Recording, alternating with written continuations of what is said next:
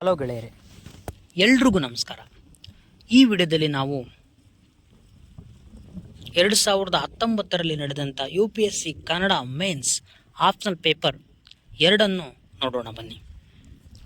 ಇಲ್ಲಿ ಪದ್ಯದ ಕೆಲವು ಪ್ಯಾರವನ್ನು ನೀಡಲಾಗಿದೆ. ಇವುಗಳಿಗೆ ಭಾವಾರ್ಥವನ್ನು ಬರೆಯಬೇಕು.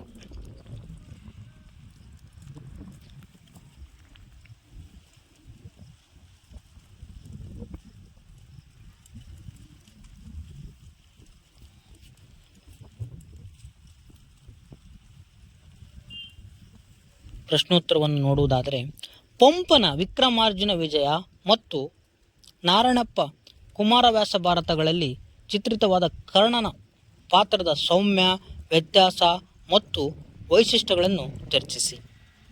ನಂತರದ ಪ್ರಶ್ನೆ, ಒಡ್ಡರಾಧನೆಯ ಕಥೆಗಳು ಬರೀ ಮನರಂಜನೆಗೋ ಅಥವಾ ಕಲಾಭಿಯುಕ್ತಿಗೋ ಬರೆದ ಕಥೆಗಳಲ್ಲ, ಬದಲಾಗಿ ಧರ್ಮಾವಲಂಬನೆಯ ಮಾರ್ಗದವು ಎನ್ನುವ ಮಾತನ್ನು ನಿಮಗೆ ನಿಗದಿಪಡಿಸಿರುವ 2 ಕಥೆಗಳ ಆಧಾರದಲ್ಲಿ ಸಮರ್ಥಿಸಿ. ಹಳೆಗನ್ನಡ ಮತ್ತು ನಡುಗನ್ನಡ ಕಾವ್ಯವೆಲ್ಲವೂ ಭೋಗ ವೈರಾಗ್ಯ ಭಕ್ತಿಗಳ ನಾಟ್ಯೀಕರಣವಾಗಿದೆ ಎನ್ನುವ ಮಾತನ್ನು ನಿಮಗಿಟ್ಟಿರುವ ಯಾವುದಾದರೂ 2 ಕಾವ್ಯಗಳ ಆಧಾರದಲ್ಲಿ ಪರಿಶೀಲಿಸಿ. ನಂತರದ ಪ್ರಶ್ನೆ, ಭಕ್ತಿ ಮತ್ತು ಸಾಮಾಜಿಕ ಚಿಂತನೆ. ಈ 2 ದೃಷ್ಟಿಯಿಂದ ವಚನಕಾರರು ತುಳಿದ ಕ್ರಾಂತಿಕಾರಿ ಹಾದಿಯನ್ನು ಚರ್ಚಿಸಿ. ವಚನಗಳು ಇಂದಿಗೂ ಹೇಗೋ ಪ್ರಸ್ತುತವಾಗಿವೆ ಎಂದು ನಿರೂಪಿಸಿ. ನಂತರದ ಪ್ರಶ್ನೆ, ಕಂದಾಚಾರ, ಡಾಂಬಿಕತೆ ಮತ್ತು ಸಾಮಾಜಿಕ ವಿಷಮತೆಗಳನ್ನು ಪ್ರಶ್ನಿಸಿದ ಕನಕದಾಸರು ಉನ್ನತ ನೈತಿಕ ಮೌಲ್ಯಗಳನ್ನು ತಮ್ಮ ಕೃತಿಗಳಲ್ಲಿ ಹೇಗೆ ಎತ್ತಿ ಹಿಡಿದರು ಎಂದು ವಿವರಿಸಿ. ನಂತರದ ಪ್ರಶ್ನೆ, ನಂಬಿಯಣ್ಣನ ರಗಳೆ ಕಾವ್ಯಾತ್ಮಕ ಜೀವನ ಚರಿತ್ರೆಯ ಲಕ್ಷಣಗಳನ್ನು ಹೊಂದಿದ ವೈರಾಗ್ಯ ಕಥನ ವಿವರಿಸಿ. ನಂತರದ ಪ್ರಶ್ನೆ, ತಳ ಸಮುದಾಯಗಳ ಸಂವೇದನೆಯನ್ನು ಹೊಂದಿದ ಅಂಬಿಗರ ಚೌಡಯ್ಯ, ಗುರುಗಾಯಿ ತುರುಗಾಯಿ ರಾಮಣ್ಣ, ತಕ್ಕಯ್ಯ ಬೊಮ್ಮಯ್ಯ, ಮಾದರ ಚೆನ್ನಯ್ಯ ಮೊದಲಾದವರ ವಚನ ವೈಶಿಷ್ಟ್ಯಗಳನ್ನು ಚರ್ಚಿಸಿ. ರತ್ನಾಕರ ವರ್ಣಿಯ ಮನೋಹರ ಶೈಲಿ ಮತ್ತು ಚಿತ್ರಿಕ ಶಕ್ತಿಯನ್ನು ಭರತೇಶ ವೈಭವದ ಶೃಂಗಾರ ವರ್ಣನೆಯ ಭಾಗಗಳ ಉದಾಹರಣೆಗಳಿಂದ ವಿವರಿಸಿ. ಕುಮಾರವ್ಯಾಸ ಭಾರತದ ಕರ್ಣ ಪರ್ವತದಲ್ಲಿ ಕಂಡುಬರುವ ಕುಮಾರವ್ಯಾಸನ ರೂಪಕ ಶಕ್ತಿಯನ್ನು ವಿಷಾದಪಡಿಸಿರಿ.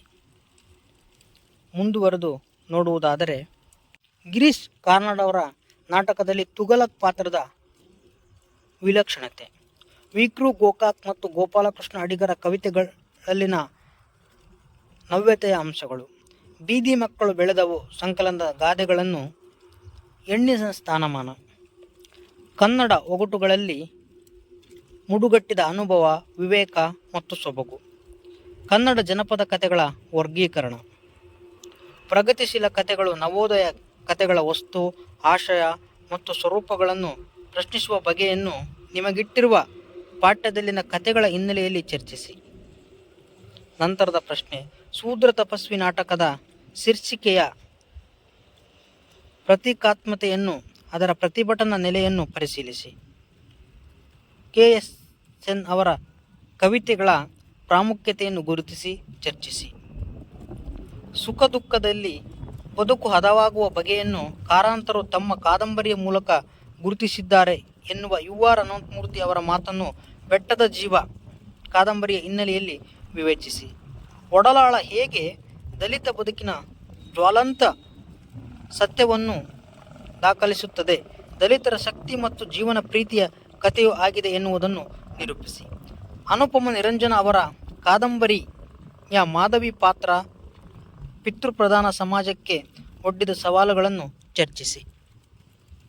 ಕನ್ನಡ ಜನಪದ ಗೀತೆಗಳ ಕಾವ್ಯಾತ್ಮತೆ, ಸಾಮಾಜಿಕತೆ ಮತ್ತು ಅವುಗಳಲ್ಲಿ ಚಿತ್ರಿತವಾಗಿರುವ ಮನುಷ್ಯ ಸಂಬಂಧವನ್ನು ವಿಮರ್ಶಿಸಿ.